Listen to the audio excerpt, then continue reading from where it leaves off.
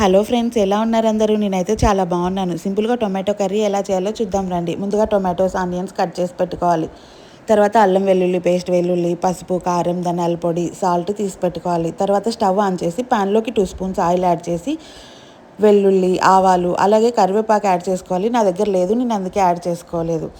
తర్వాత onions add చేసి salt add చేయాలి. సాల్ట్ యాడ్ చేయడం వల్ల ఆనియన్స్ త్వరగా కుక్ అవుతాయి. తర్వాత గోల్డిష్ బ్రౌన్ కలర్ వచ్చిన తర్వాత అల్లం వెల్లుల్లి పేస్ట్ యాడ్ చేయాలి. 2 మినిట్స్ తర్వాత టొమాటోస్ యాడ్ చేసుకొని మూత పెట్టుకోవాలి. ఇది ఎంతో సింపుల్గా అయిపోతుంది. ఒక 5 to 10 మినిట్స్లో అయిపోతుంది. తర్వాత మూత తీసి ఇలా వీడియోలో చూపిస్తున్నా కదా, ఆ విధంగా స్మాష్ చేసుకోవాలి.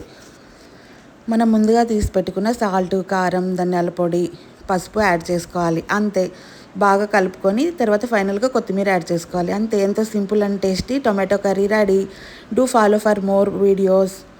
Please subscribe Sravani Chethu diaries.